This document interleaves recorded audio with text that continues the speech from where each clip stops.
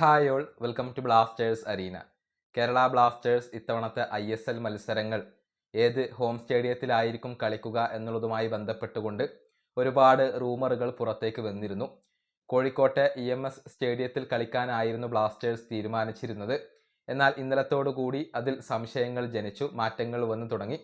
ഇപ്പോഴിതാ മലയാള മാധ്യമങ്ങൾ ഒന്നടങ്കം റിപ്പോർട്ട് ചെയ്യുന്നു, കൊച്ചിയിലെ കലൂർ സ്റ്റേഡിയത്തിൽ തന്നെയായിരിക്കും ഇത്തവണയും കേരള ബ്ലാസ്റ്റേഴ്സ് കളിക്കുക. ഇക്കാര്യത്തിൽ GCDAയും അതുപോലെ തന്നെ കേരള ബ്ലാസ്റ്റേഴ്സും തമ്മിൽ ഒരു ധാരണയിൽ എത്തി എന്നാണ് മനോരമയും റിപ്പോർട്ടർ TVയും ഒക്കെ ഇപ്പോൾ റിപ്പോർട്ട് ചെയ്തിട്ടുള്ളത്. അതായത് വാടക കുറക്കാൻ GCDA ഇപ്പോൾ തീരുമാനിച്ചു കഴിഞ്ഞിട്ടുണ്ട്. 9 ലക്ഷമായിരുന്നു വാടക, അത് 6 ലക്ഷത്തിലേക്ക് കുറച്ചിട്ടുണ്ട്. അതോടുകൂടി കേരള ബ്ലാസ്റ്റേഴ്സ് കൊച്ചിയിൽ തന്നെ കളിക്കാൻ തീരുമാനിക്കുകയായിരുന്നു എന്നാണ് റിപ്പോർട്ട് ചൂണ്ടിക്കാണിക്കുന്നത്. ഒരുപക്ഷെ നാളെ ഇക്കാര്യത്തിൽ ഒരു ഒഫീഷ്യൽ അനൗൺസ്മെന്റ് ഉണ്ടായേക്കാമെന്നും ഇവർ റിപ്പോർട്ട് ചെയ്തിട്ടുണ്ട്. നമുക്കറിയാം, കോഴിക്കോട്ടെ EMS സ്റ്റേഡിയത്തിൽ 6 ലക്ഷം രൂപയായിരുന്നു വാടകയായിക്കൊണ്ട് ആവശ്യപ്പെട്ടിരുന്നത്. മാത്രമല്ല അവിടുത്തെ പണി ഇപ്പോൾ പൂർണ്ണമായും അവസാനിച്ചിട്ടില്ല.